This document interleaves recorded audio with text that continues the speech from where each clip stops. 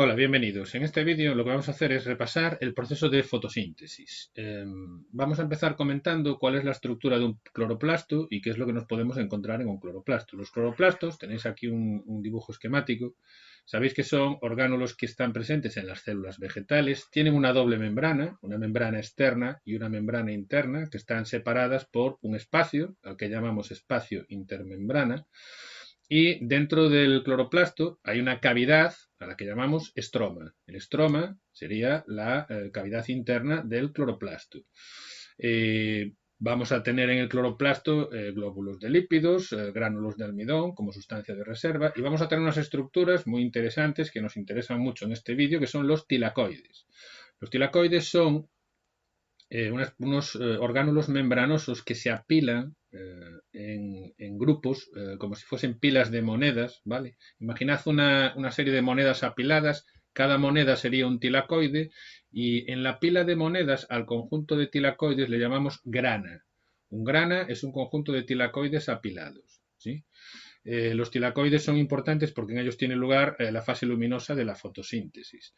La fotosíntesis, podemos ir ya comentando, tiene dos fases. Una fase luminosa, que depende de la luz que tiene lugar en los tilacoides, y una fase oscura, que no depende de la luz y que tiene lugar en el estroma. Después, a lo largo del vídeo, vamos a ir viendo cómo es eso.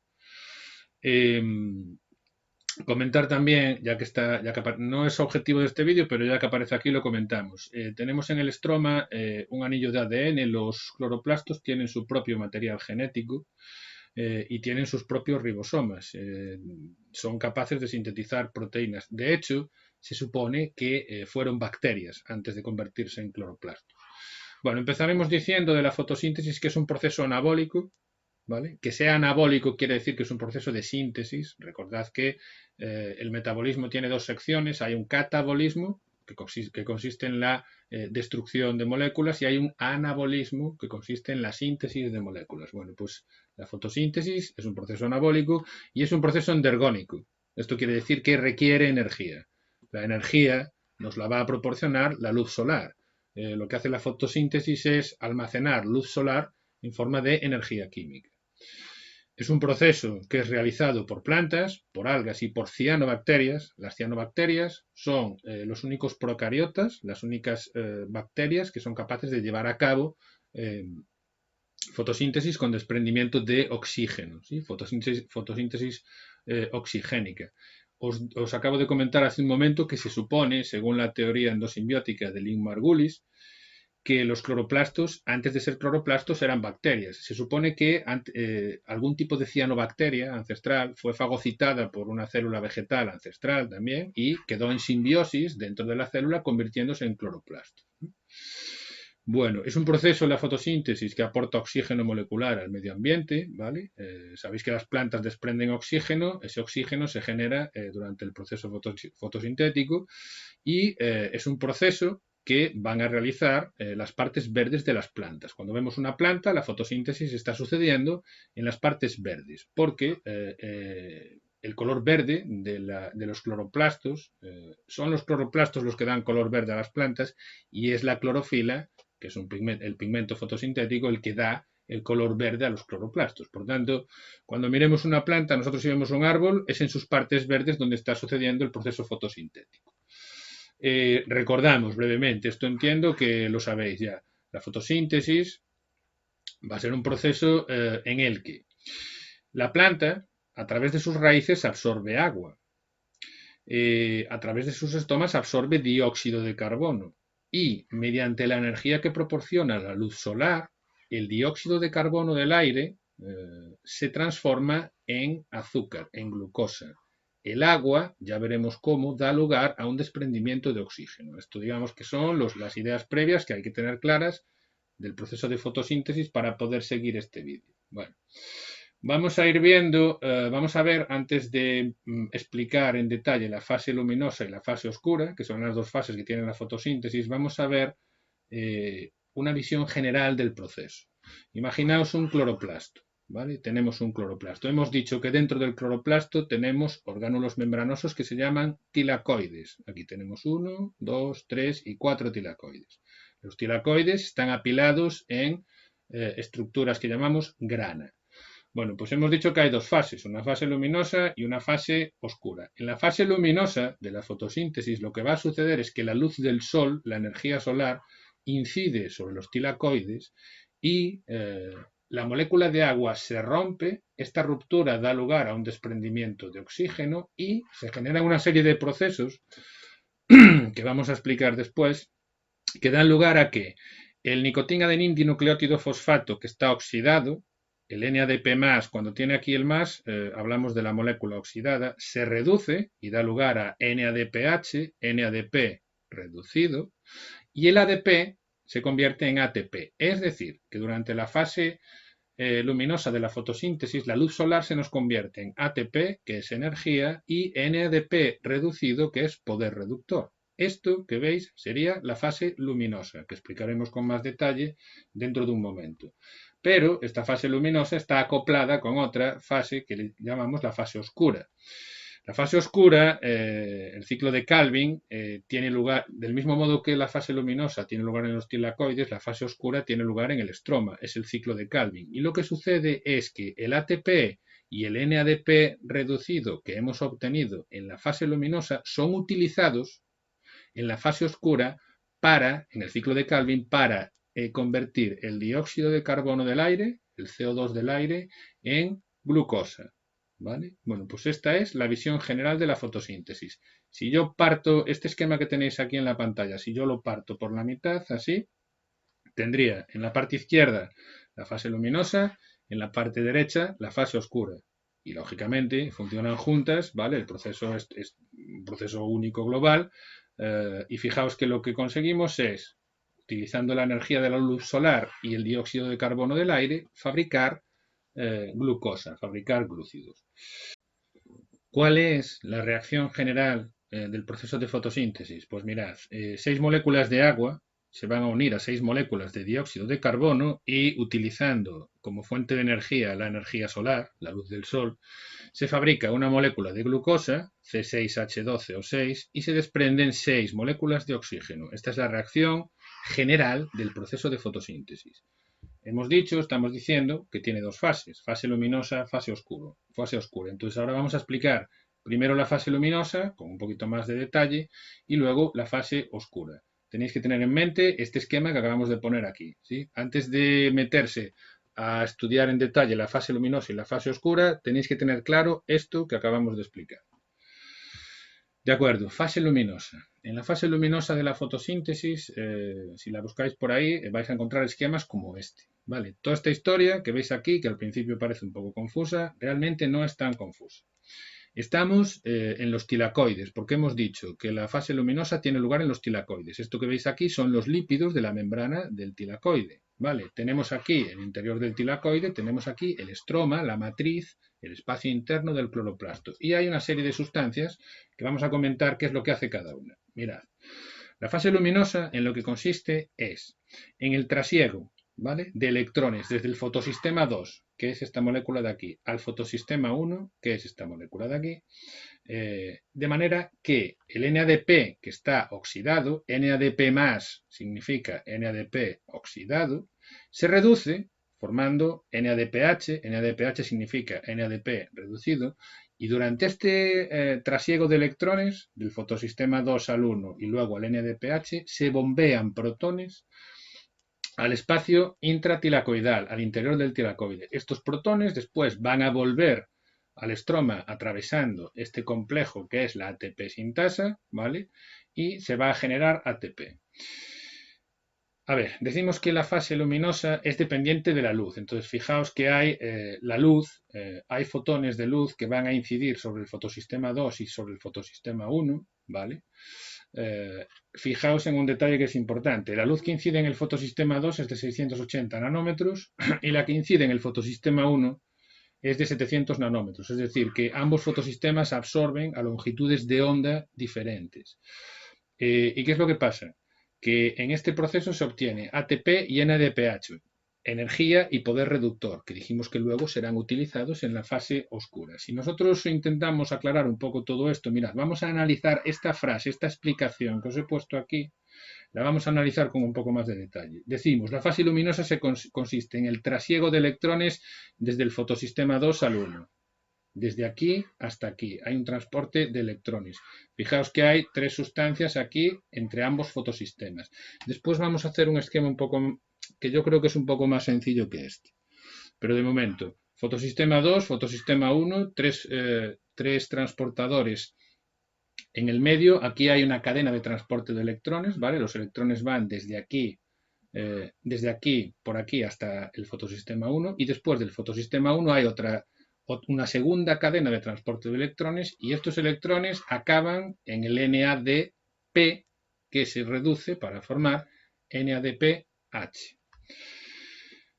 Durante este recorrido de los electrones también decimos que lo que ocurre es que hay un bombeo, un traspaso de protones, ¿vale? De H+, al espacio, al interior del tilacoide, que tiene un pH mucho más bajo que el estroma, y estos protones que se acumulan aquí generan una fuerza protón motriz, que según la hipótesis quimiosmótica de Mitchell, van después a atravesar, a volver a la matriz del cloroplasto, atravesando la ATP sintasa y aquí se va a sintetizar ATP. Bueno, esquemas de este tipo son los que os vais a encontrar seguramente por ahí cuando busquéis fase luminosa de la fotosíntesis. Vamos a verlo de otra manera. Estamos dentro del cloroplasto, ¿vale? Imaginaos que estamos dentro del cloroplasto. En el cloroplasto decimos que hay una cavidad interna a la que llamamos estroma y dentro del estroma están los tilacoides, de los que ya hemos hablado, esos orgánulos membranosos en los que tiene lugar la fase luminosa. Tenemos aquí dibujado un tilacoide y está rodeado por el estroma, ¿vale? Tenemos el fotosistema 2 y tenemos el fotosistema 1. Los fotosistemas son complejos proteicos, ¿vale? Que contienen los pigmentos fotosintéticos.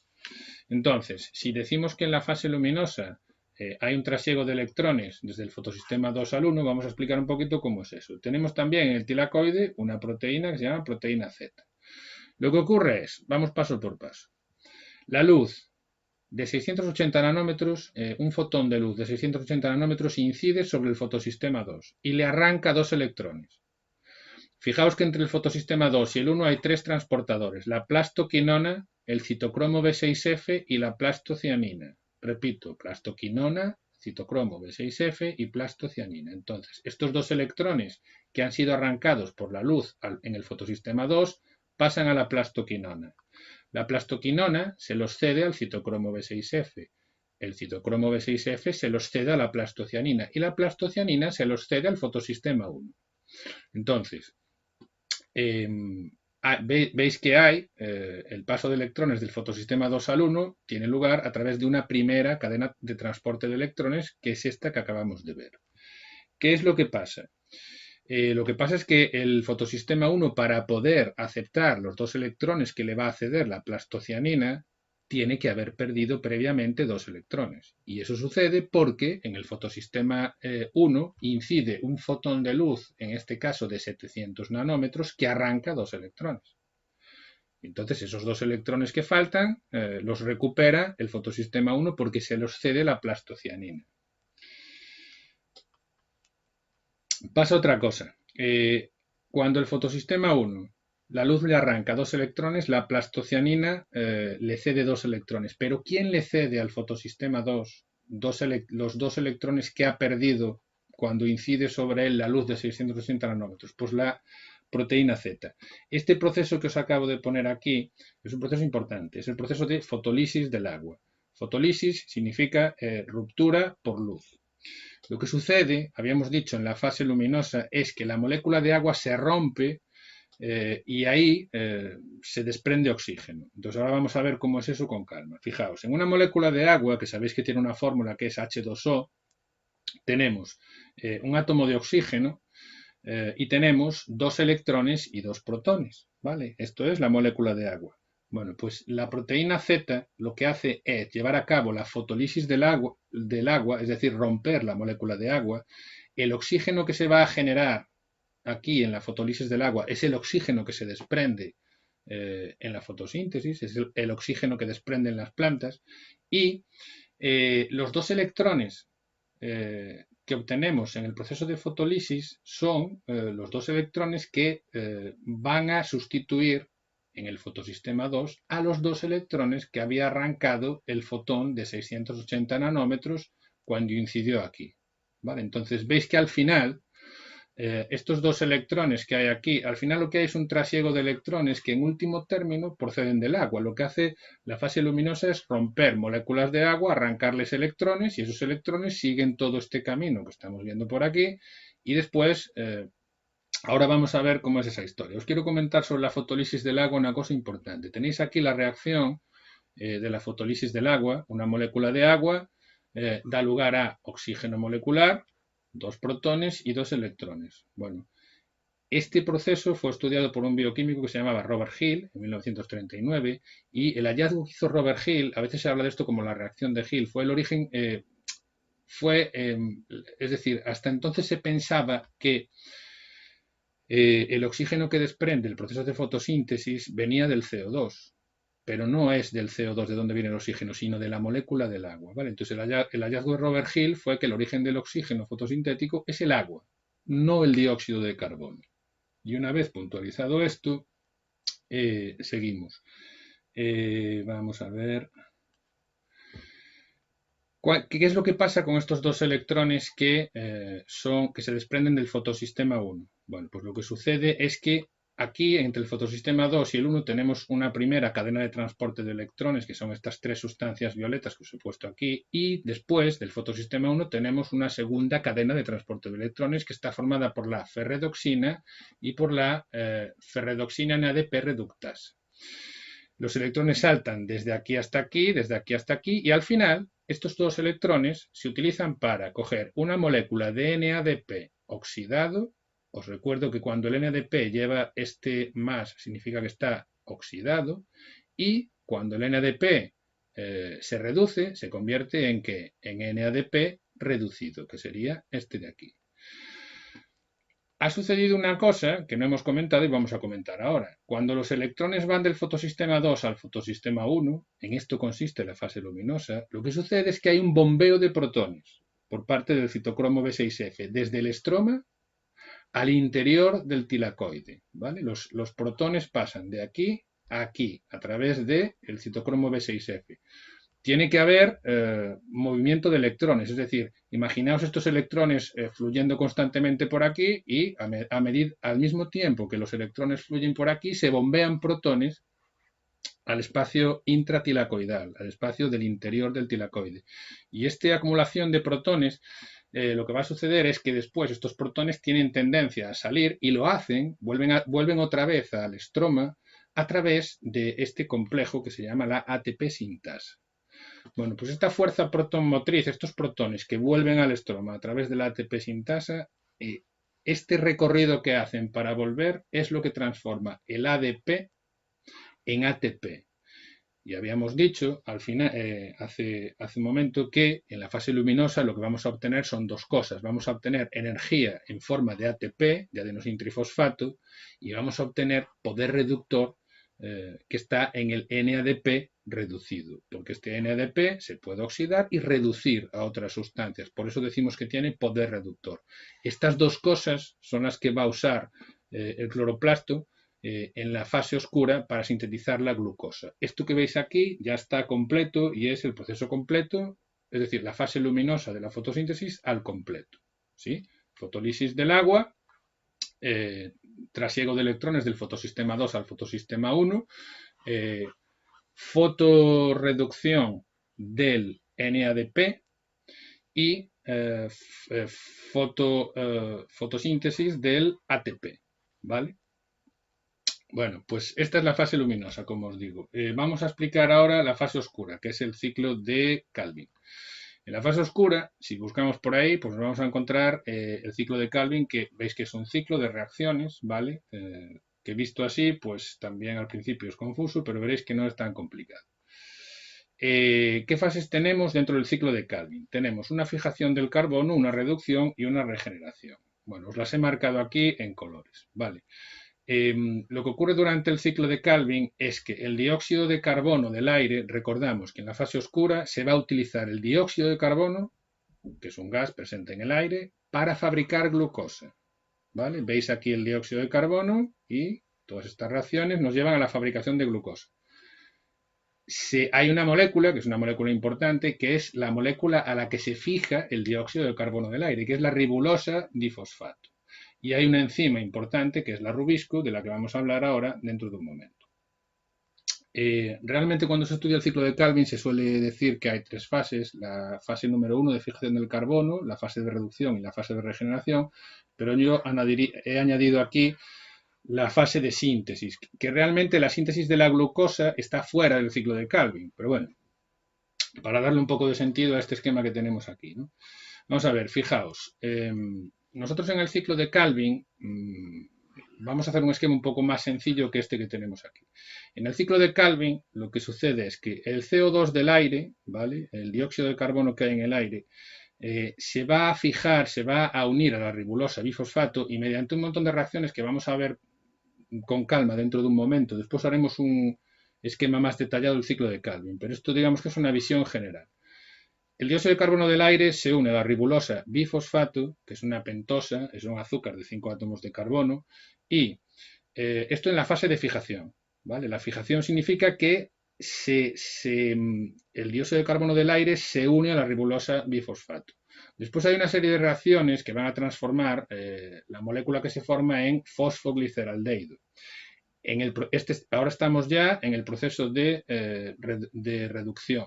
En el proceso de reducción lo que sucede es que se utilizan el ATP, la energía, y el NADP, el poder reductor que habíamos obtenido en la fase luminosa. Esto viene de la fase luminosa, ¿vale? El ATP se transforma en ADP, el NADPH se oxida.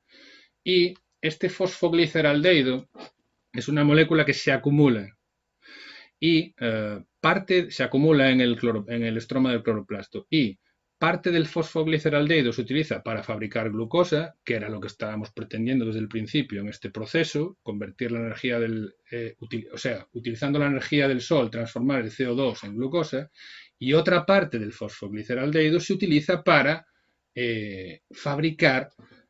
regenerar, la ribulosa bifosfato.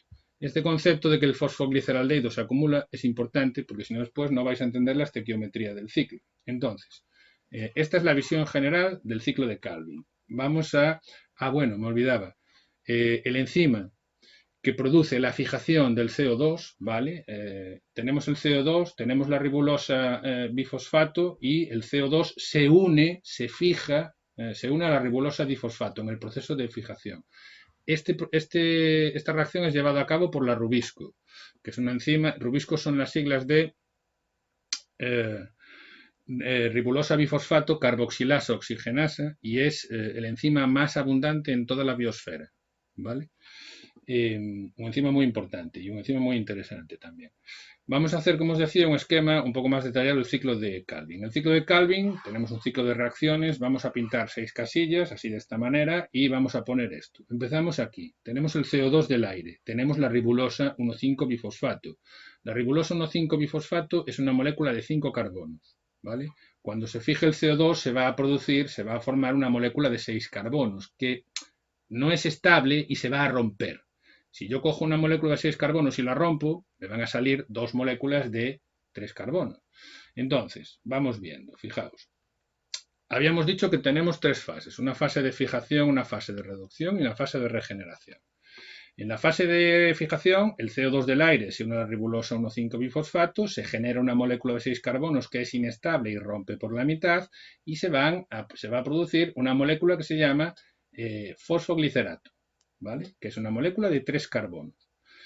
Este fosfoglicerato es un ácido carboxílico, ¿vale? Que lo que ocurre es que se fosforila gracias a una molécula de ATP, ¿vale? Una molécula de ATP se convierte en ADP, cede un grupo fosfato al fosfoglicerato y el fosfoglicerato pasa de tener un grupo fosfato a tener 2. Y aquí, en este paso de aquí, es donde se produce la reducción. Tenéis que recordar un poco la química orgánica. Vamos a ver, los alcoholes se oxidan a aldehídos, los aldehídos se oxidan a ácidos carboxílicos y las reacciones contrarias son reducciones. Esto es un ácido carboxílico y se nos va a transformar en un aldehído. Por lo tanto, esta reacción de aquí es una reacción de reducción. ¿De acuerdo? Y aquí es donde se utiliza el poder reductor, el NADPH, que hemos obtenido en la fase luminosa. Entonces, fijaos, vamos a ver, os lo pongo completo ya. Decimos que llegamos hasta aquí, a la molécula de 1,3-bifosfoglicerato, y en la fase de reducción es donde se utiliza el NADP reducido de la fase luminosa. Esta molécula de fosfogliceraldehído que hemos dicho que se va a acumular, lo que va a suceder es que, concretamente, vamos a ver, para que se sintetice una molécula de glucosa, nosotros necesitamos que este ciclo de Calvin dé la vuelta 6 veces. Entonces, la estequiometría de este ciclo es 6 moléculas de dióxido de carbono. No es que sean 6 moléculas, sino que tenéis que imaginarlo 6 vueltas, ¿vale? 6 vueltas. 6 moléculas de dióxido de carbono reaccionando con 6 moléculas de ribulosa 1,5-bifosfato forman 12 moléculas de 3-fosfoglicerato, porque aquí la molécula de 6 carbonos que se forma se rompe, y se forman también 12 moléculas de 1,3-bifosfoglicerato. De aquí a aquí solamente hay una fosforilación y aquí es donde se produce la reducción. Aquí el fosfoglicerato se reduce a fosfogliceraldehído y el fosfogliceraldehído que se nos acumula, habíamos dicho que se acumula en el estroma, lo que sucede es que 2 moléculas de fosfogliceraldehído, cada molécula de fosfogliceraldehído tiene 3 carbonos. Se utilizan para fabricar una glucosa que tiene 6 carbonos y luego otras 10 moléculas de fosfogliceraldehído se utilizan para fabricar 6 moléculas de ribulosa 5-fosfato que luego va a regenerar en una serie de reacciones la ribulosa 1,5-bifosfato. Esta molécula que se acumula, el fosfogliceraldehído, que es la molécula que se obtiene en el proceso de reducción, la podéis encontrar también como, yo os la he puesto aquí como PEGAL, fosfogliceraldehído, pero la podéis encontrar también como gliceraldehído 3-fosfato. Es exactamente lo mismo, ¿vale? Esto que esto. Son distintas formas de abreviar, de llamar a la misma molécula. Bueno, en el ciclo de Calvin, entonces, etapa de fijación del dióxido de carbono. Cuando decimos fijación, es fijación del dióxido de carbono.